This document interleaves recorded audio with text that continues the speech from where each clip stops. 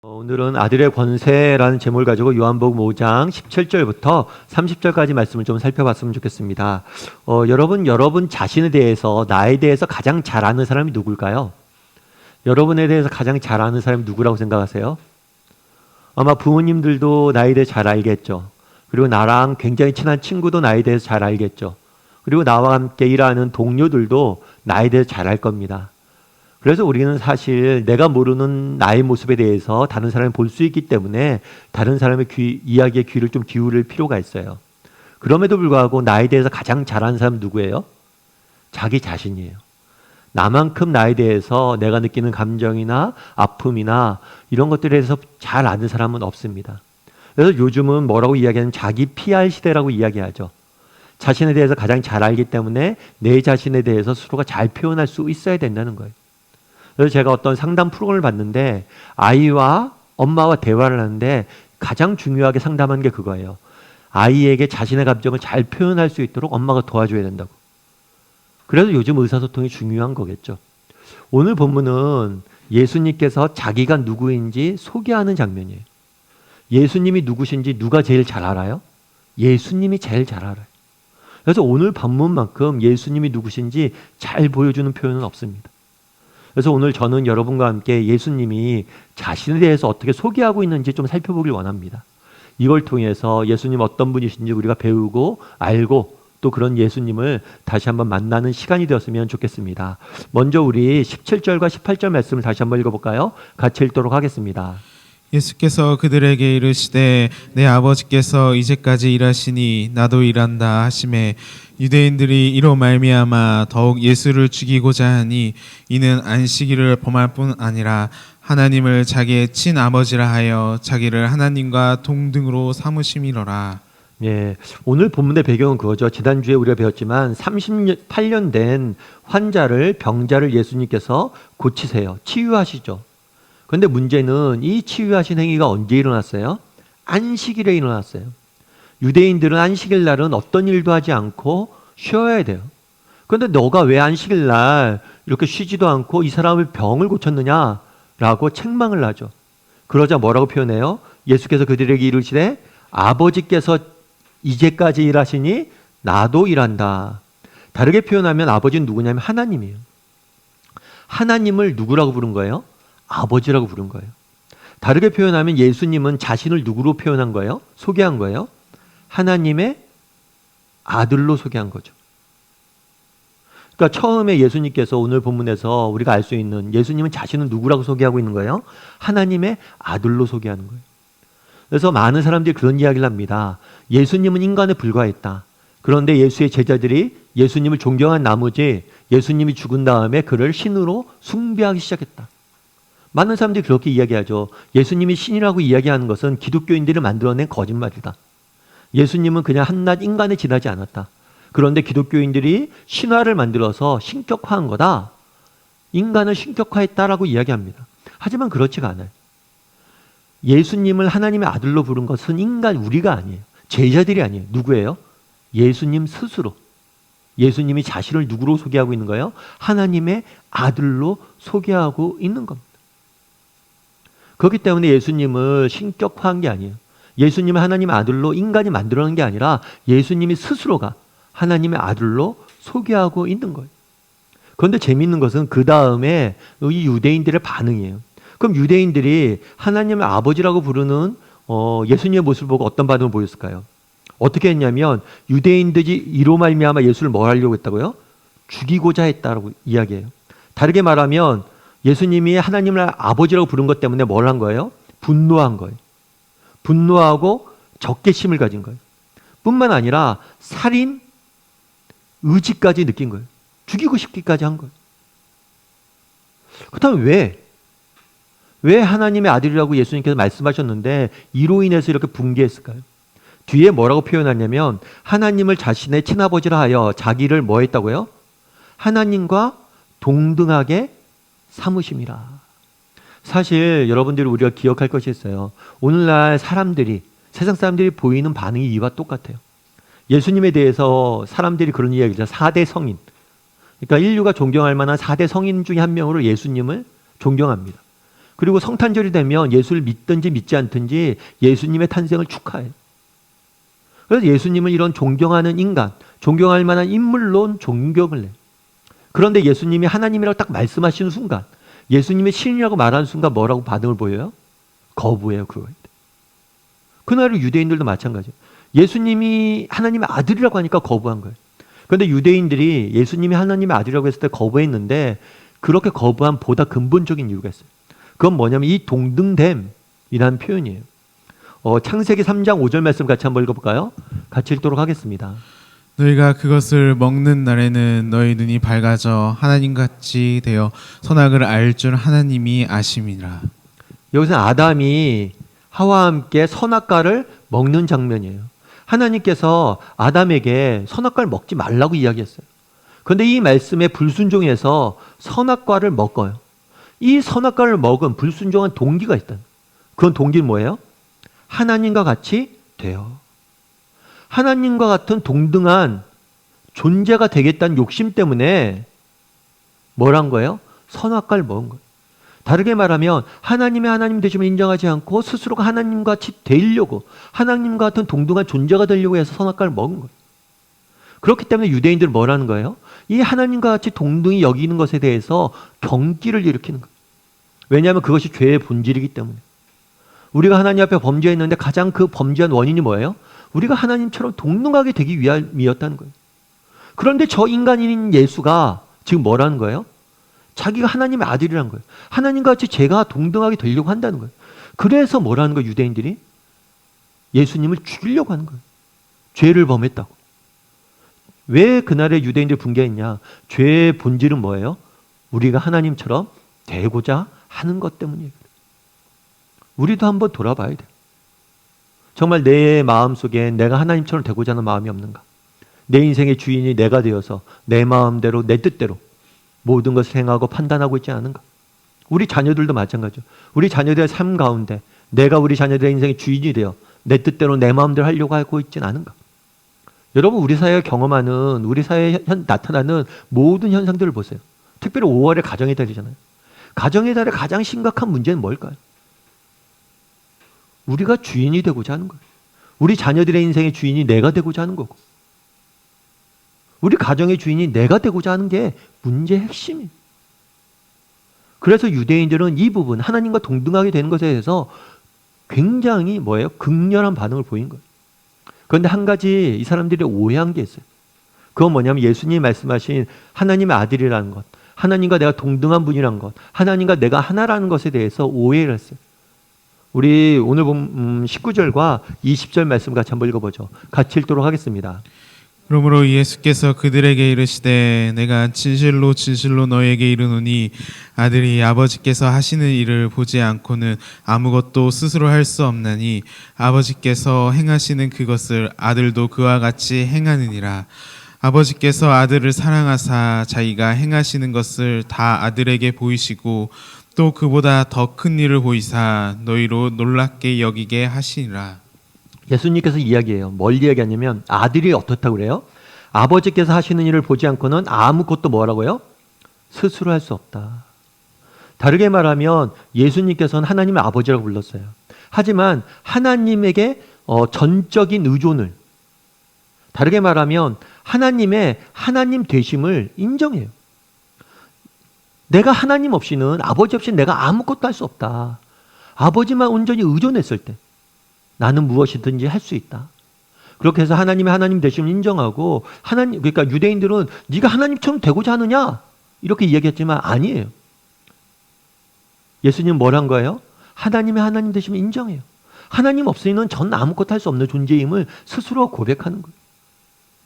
우리도 마찬가지인 거예요, 결국에. 그런 다음에 뭐라고 얘기하냐면 아버지께서 아들을 사랑하사. 그러니까 예수님은 하나님과 동등한 존재로 여기느냐 했을 때 이 동등함에 대해서, 그러니까 하나님의 자리를 차지하겠다라고 이야기한 게 아니에요. 예수님은 어떤 관계로? 아버지와 아들 관계로 자신과 하나님의 관계를 비교하는 거예요. 여러분, 왕과 왕자가 있다라고 이야기를 해봅시다. 여러분, 왕자를 만났을 때 이 왕자를 누구처럼 대우해요? 우리가 왕처럼 대우합니다. 왜 왕자를 왕처럼 대우해요? 앞으로 왕이 될 사람이기도 하지만 왕의 아들이기 때문에 왕과 같은 존재로 받아들이죠.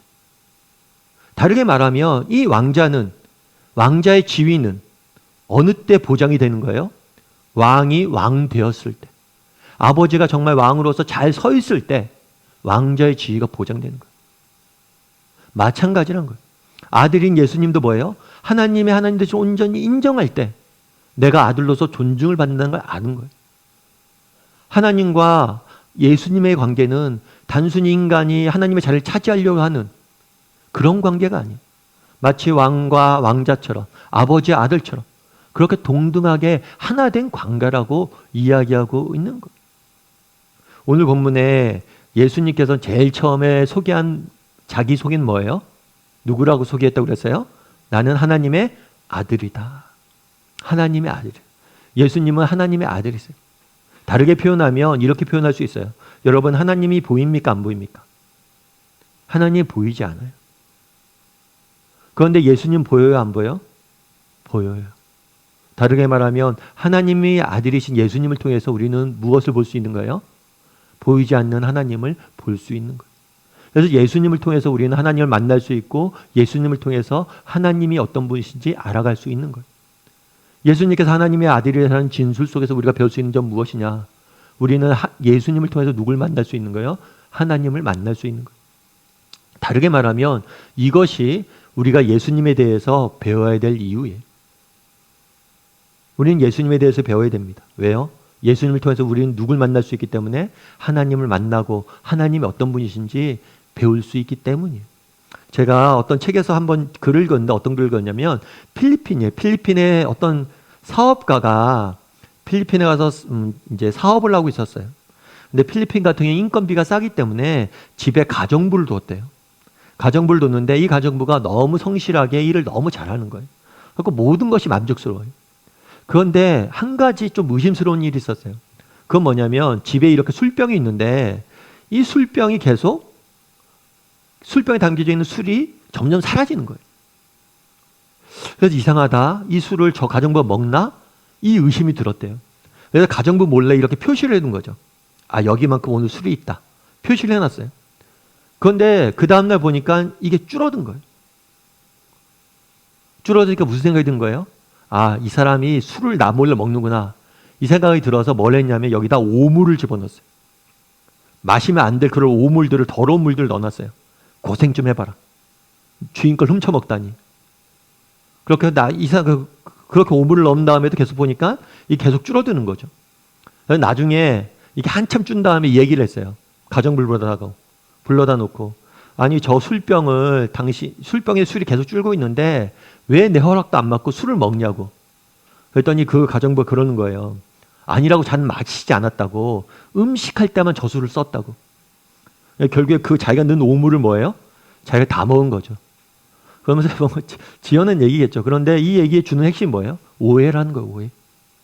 우리도 마찬가지란 거예요. 많은 사람들이 하나님을 믿지 않아요. 하나님을 믿지 않는 이유는 한 가지예요. 몰라서 그래요. 오해해서 그래요. 편견과 선입견에 사로잡혀서 보지 못해서 그래요. 이 사람도 그런 거잖아요. 이 사람이 훔쳤다 라는 편견에 사로잡히니까 뭐예요? 보지 못하는 거예요. 당시 유대인들도 그랬어요. 저 사람이 신성을 모독했다 라고 하니까 예수님이 하시는 일 하나도 안 보이는 거예요.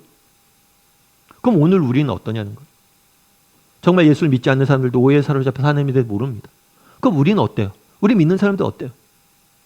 우리도 하나님에 대한, 예수님에 대한 선입견과 편견에 사로잡혀서 그분을 보지 못하진 않냐는 거예요. 바라기는 그날에 예수님께서 뭐라고 주장하셨어요? 자기가 누구다? 하나님의 아들이다. 우리는 예수님을 통해서 하나님, 보이지 않는 하나님을 볼 수가 있어요. 그래서 우리가 예수님에 대해서 배워야 되는 거예요. 바라기는 우리 다음의 식구들이 예수님에 대해서 날마다 배워갔으면 좋겠어요. 특별히 요즘은 주일날 우리가 요한복음에 대해서 배우잖아요. 예수님에 대해서 좀 더 깊이 배우잖아요. 여러분 예수님에 대해서 알아갔으면 좋겠어요. 그랬을 때, 그 예수님에 대해서 알아갔을 때 정말 우리는 하나님에 대해서 더욱더 깊이 배우고 정말 하나님 앞에 나아갈 수 있는 그런 자리가 될 것입니다. 그래서 날마다 예수님에 대해서 배울 줄 아는 저와 여러분이 되기를 주님의 이름으로 소원합니다. 두 번째로 예수님께서 자기를 어떻게 소개하고 있는지 한번 살펴봤으면 좋겠는데요. 21절 말씀 같이 한번 살펴보죠. 같이 읽도록 하겠습니다. 아버지께서 죽은 자를 일으켜 살리심 같이 아들도 자기가 원하는 자들을 살리느니라. 예. 예수님께서 자신을 하나님의 아들로 소개했어요. 그런 다음에 예수님께서 자기가 어떤 분이냐라고 소개하는데 아들은 예수님이에요. 예수님도 뭐라고요? 자신이 원하는 자를 살린다. 다르게 표현하면 예수님이 누구시냐? 생명을 주시는 분이세요. 정말 죽은 자도 살릴 수 있는 생명을 주시는 분이세요. 그런데 앞에 뭐라고 표현하냐면 아버지께서 죽은 자를 살리신 같이 하나님이 죽은 자를 살리신다라고 이야기하죠. 하나님은 누구세요? 하나님은 이 세상 모든 만물을 창조하신 분이세요. 다르게 말하면 생명을 주신 분이세요. 무에서 유를 창조하시고 정말 인간에게 생명을 주신 분이 누구예요? 하나님이세요. 마찬가지로 그 아들도 정말 자기가 원하는 자를 살리는 생명을 주시는 분이다 라고 예수님은 자신에 대해서 소개하고 있는 거죠. 그런데 많은 사람들이 그런 이야기를 할 수가 있겠죠. 정말 예수님이 생명을 주시는 분이십니까? 정말 예수님이 죽은 자를 살릴 수 있는 분이십니까? 물을 수가 있어요. 그럼 우리는 어떻게 알 수 있냐는 거예요. 예수님께서 생명 주시는 분이시면 어떻게 알 수가 있는 거예요. 어떻게 알 수 있어요? 실제로 봤잖아요. 우리 지난주에 뭘 배웠어요? 38년 된 환자를 고치시는 장면을 봤어요. 정말 38년 동안 누워있었던, 평생을 누워만 있었던 사람을 말 한마디로 고치셨다는 거예요. 뿐만 아니라 우리는 요한복음에서 계속해서 살펴볼 거예요. 예수님이 행하셨던 일들에 대해서 예수님이 어떤 일을 행하셨어요? 정말 떡 5개로 그리고 물고기 2개 가지고 5,000명을 먹이셨어요. 뿐만 아니죠. 예수님께서 말씀하니까 풍랑이 어떻게 됐어요? 풍랑이 말씀한 후 잠잠해졌어요. 뿐만 아닌 죽었던 나사로를 직접 살리셨어요. 나사로야 나오너라 하니까 나사로가 살아났어요. 제자들은 앞서도 얘기했지만 예수님께서 누구라고 얘기했어요? 자기를 하나님의 아들이라고 소개했어요. 제자들은 유대인이었어요. 뿐만 아니라 제자들은 바보가 아니에요. 누가 여러분들이 나타나서 내가 신이다 그랬을 때, 그런 말을 했을 때 그걸 바로 믿는 사람들은 없어요. 그런데 왜 예수님을 하나님의 아들로서 신으로서 우리가 인정을 하냐는 거예요. 그가 하나님의 아들이면 결코 할 수 없는 일을 행하셨다는 거예요. 특별히 뭘 하셨어요? 죽은 자를 살리셨다는 거예요. 그리고 스스로 살아나셨다는 거예요. 오늘 본문에 무엇이라고 얘기합니까? 아들은 뭘 하는 분이다? 자기가 원하는 분을 살리는 분이다. 생명을 주시는 분이다. 이렇게 말씀하셨을 뿐만 아니라 실제로 뭘 하셨어요? 죽은 자를 살리셨어요. 그걸 본 거예요. 그런 다음에 예수님께서는 이렇게 이야기합니다. 24절 말씀 같이 한번 읽어볼까요? 내가 진실로 진실로 너희에게 이르노니 내 말을 듣고 또 나를 보내신 이를 믿는 자는 영생을 얻고 심판에 이르지 아니하나니 사망에서 생명으로 옮겼느니라. 오늘 보면 그러잖아요. 예수님께서 나는 생명을 주시는 분이다. 나는 사람을 살리는 사람이다. 그럼 이 예수님이 주시고자 했던, 사람을 살리고자 했던 이 생명을 누가 얻을 수 있냐는 거예요. 누가 얻을 수 있다고 오늘 본문에 이야기해요? 믿는 자. 내 말을 듣고 나 보내신 이는 누구예요? 하나님. 하나님과 예수님의 말씀을 믿는 사람은 뭘 얻었다고요? 영생을 얻었다는 거예요. 우리가 어떻게 생명을 얻을 수 있습니까? 한 가지. 뭐만 하면 얻을 수 있어요? 믿기만 하면. 믿기만 하면 얻을 수 있는 거예요. 그런데 안타까운 건 뭐예요? 안타까운 건 뭘까요? 믿지 않는다는 거예요. 믿지 않나서 이 생명을 누리지 못한다는 거예요. 그럼 왜 믿지 않을까요? 너무 쉬운 거잖아요. 믿으면 생명을 얻는다. 그러면 여러분 믿어야 돼요? 말아야 돼요? 파스칼이 되게 재밌는 비유를 했어요. 뭐냐면 죽음 이후에 기독교는 뭐가 있다고 그래요? 천국이 있다라고 이야기하잖아요. 그럼 이거 좀 제발 믿어라. 왜냐하면 죽음 이후에 천국이 있어요? 믿었어요. 그럼 천국에 진짜 있으면 뭐예요? 땡큐죠. 가면 되죠. 근데 죽은 다음에 진짜 천국을 믿었는데 없어요. 그렇다고 손해볼 게 있어요? 없어요? 손해볼 게 없어요. 야, 믿어도 손해볼 게 없고 믿으면 손해볼 것도 없고 믿어서 실제로 존재하면 정말 좋은 건데 왜 믿지 않냐 도대체. 왜 예수를 믿지 않는 사람 믿지 않냐 이렇게 이야기하는 거거든요. 그거 참 상식적으로 생각해 보면 믿으면 무조건 이익이에요. 그런데 뭐라는 거예요? 믿지 않는 거죠. 그럼 왜 믿지 않을까요? 이유는 한 가지예요. 앞서 그런 이야기를 했잖아요. 죄의 본질이 뭐다? 내가 스스로가 하나님 되는 거예요. 다르게 말하면 내가 아직도 여전히 내 스스로 뭘 할 수 있다는 거예요? 영생을 하나님이 아니라 하나님 주시는 게 아니라 내 스스로 얻을 수 있고 내 스스로 가질 수 있다고 보는 거예요. 왜 믿으면 된다는데 왜 믿지 않아요? 하나님을 인정하기 싫은 거예요. 하나님 왜 줘 나한테? 내가 스스로 얻을 수 있는데, 내가 스스로 구할 수 있는데. 그렇기 때문에 여전히 믿지 않는 거예요. 그렇다면 우리도 마찬가지라는 거죠. 정말 우리가 예수님께서 우리에게 뭘 주신다고 그랬어요? 생명을 주신다고 그랬어요. 그럼 여러분들은 이 생명을 누리고 있습니까? 이 생명을 누리기 위해서 뭘 해야 돼요? 뭘 해야 된다고 그랬어요? 믿어야 돼요. 다르게 말하면 이 생명을 누리기 위해서는 예수님의 하나님 되심을 인정하고 그분에게 뭘 해야 돼요? 맡겨야 돼요. 그럼 여러분 맡기고 계세요? 여러분 인생에 여러 가지 문제들이 있을 때나 아픔이 있을 때나 그 모든 것을 하나님께 맡기고 있어요? 한번 우리가 돌아봐야 돼요. 그런데 오늘 본문에 예수님은 누구라고 소개하고 있습니까? 생명을 주시는 분이라고 소개하고 있어요. 바라기는 정말 우리 다음의 식구들이 이 생명을 누리기 원해요. 정말 예수님이 주시는 이 생명을 누리길 원해요. 그런데 이 생명을 누리기 위해서 해야 될 것이 있어요. 그건 뭐예요? 예수님에게 믿고 맡기는 것. 여러분의 인생의 문제들을, 여러분 인생의 아픔들을 정말 믿고 맡길 수 있어야 돼요. 바라기는 우리 다음의 식구들이 정말 예수님에게 우리의 인생의 문제를 믿고 맡길 줄 아는, 그래서 예수님이 주시는 그 생명 맛볼 줄 아는 저와 여러분이 되기를 주님의 이름으로 소원합니다. 마지막으로 우리 22절 말씀을 같이 한번 읽어볼까요? 같이 읽도록 하겠습니다. 아버지께서 아무도 심판하지 아니하시고 심판을 다 아들에게 맡기셨으니 이는 모든 사람으로 아버지를 공경한 것 같이 아들을 공경하게 하려 하심이니라. 아들을 공경하지 아니하는 자는 그를 보내신 아버지도 공경하지 아니하시니라. 예, 오늘 본문에 보면 이렇게 되어 있죠. 첫 번째가 뭐라고 그랬어요? 예수님은 자신을 하나님의 아들로 소개하고 있어요. 근데 두 번째는 뭐라고 소개하냐면 생명을 주시는 분으로 소개하고 있어요. 그리고 세 번째는 뭐냐면 심판이에요, 심판. 심판을 다 뭐예요? 아들에게 맡기셨다. 아버지는 하나님이죠. 하나님은 이 세상 모든 만물을 창조하신 창조주세요. 뿐만 아니라 하나님은 이 세상 모든 만물을 창조하실 뿐만 아니라 심판자이세요. 그런데 이 심판을 누구에게 맡겼다고요? 아들에게. 아들인 예수님에게 맡기신 거죠. 따라서 예수님은 누구시냐? 생명을 주시면서 또 동시에 뭐예요? 심판하시는, 심판주가 되시는 거예요.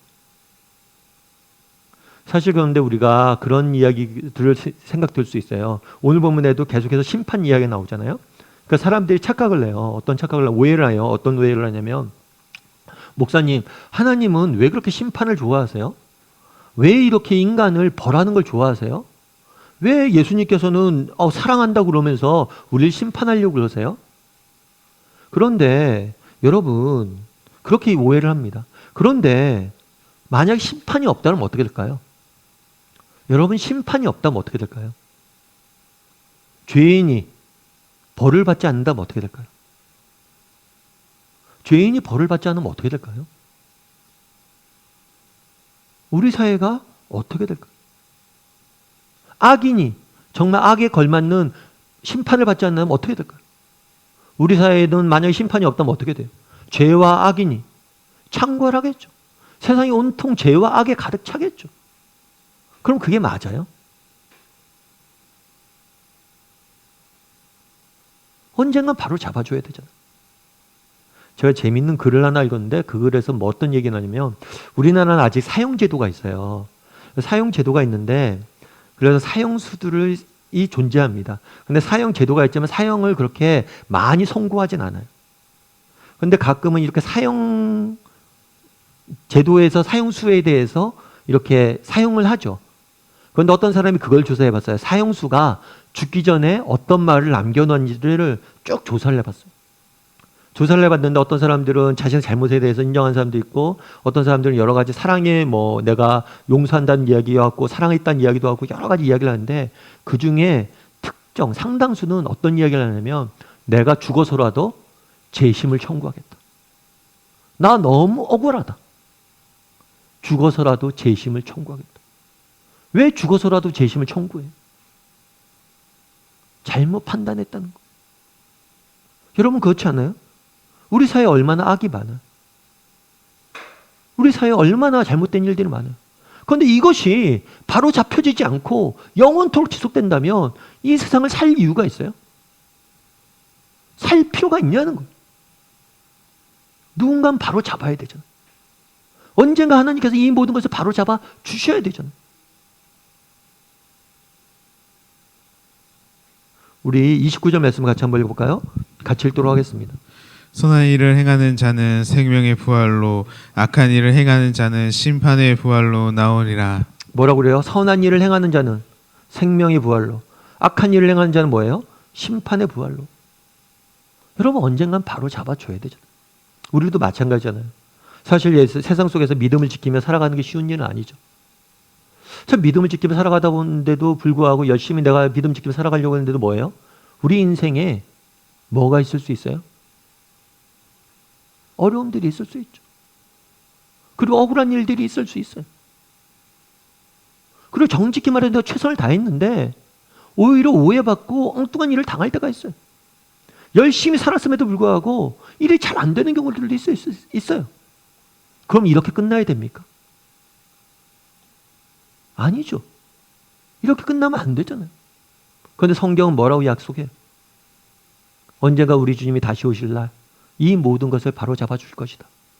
우리가 흘렸던 눈물, 땀, 수고. 하나님께서 그것에 대해서 뭐예요? 걸맞는 뭘 내려줄 거라는 거예요. 정말 우리에게 걸맞는 그런 은혜를 주실 것이다. 칭찬해 주실 것이다. 그런 믿음들, 그런 마음들, 그것이 있기 때문에 우리가 살아갈 수 있는 거 아니겠어요?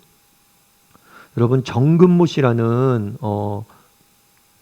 과학자를 아마 아실 거예요. 이분이 물리학자이고 그 다음에 원자력 전문가예요.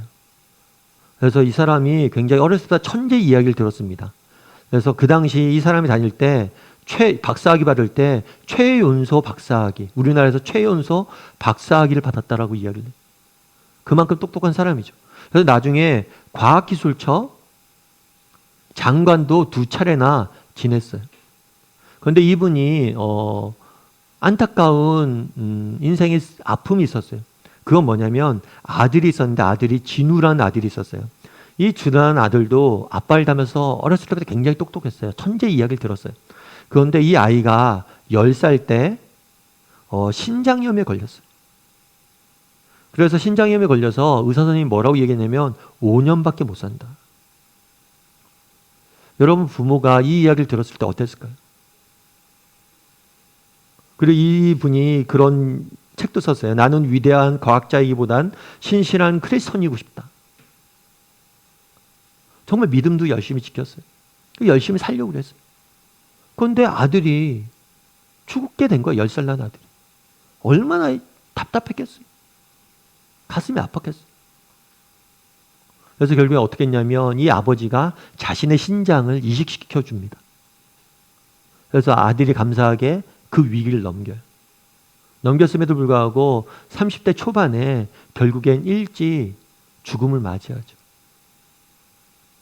어떻게 했어요? 부모 입장에서. 그래서 많은 사람이 물어요. 힘들지 않으세요? 아니요, 괜찮아요. 아니 어떻게 이렇게 힘든 상황 속에서 괜찮다고 할 수 있습니까? 제 아들 때문에요. 그래갖고 아들 때문에 왜 그래요? 아들 때문에라니 무슨 말씀입니까? 하는데 이 아들이 뭐랬냐면 마지막에 아버지한테 편지를 썼어요. 편지를 썼는데 아버지 저 때문에 너무 슬퍼하지 말아요. 우리 곧 다시 만날 거잖아요. 우리 곧 다시 만날 거잖아요. 그리고 그날에 가면 하나님께서 이 모든 것들을 우리 가정이 당해 닥쳤던 이 사람은 얼마나 답답해. 10살 때부터 아픈 거예요. 평생을 아팠던 거예요. 그리고 남들보다 훨씬 꽃피기도 전에 인생이 꺾여야 돼요. 그런데도 뭐예요? 슬퍼하지 말자고. 왜요? 우리 다시 만날 날이 있잖아요. 이 땅의 삶이 끝이 아니라 우리에게 남겨진 진정한 삶이 있잖아요. 그때 모든 게 밝혀질 거잖아요. 그러니까 아빠 슬퍼하지 말자고. 아들이 쓴 그 편지가 너무 위로가 됐다는 거. 그리고 그래서 나도 슬퍼하지 않기로 했다. 그날에 이야기합니다. 예수님 누구라고 자기를 소개해요? 난 누구다? 하나님의 아들이다. 난 누구다? 난 생명을 주시는 분이다. 난 누구다? 난 심판주의다. 언젠가 내가 다 바로 잡아줄 거라는 거예요. 너의 슬픔과 아픔과 고통 다 아는 내가 언젠가 다 갚아줄 거라는 거예요. 바라기는 우리 다음의 식구들이 정말 예수님을 바라봤으면 좋겠어요.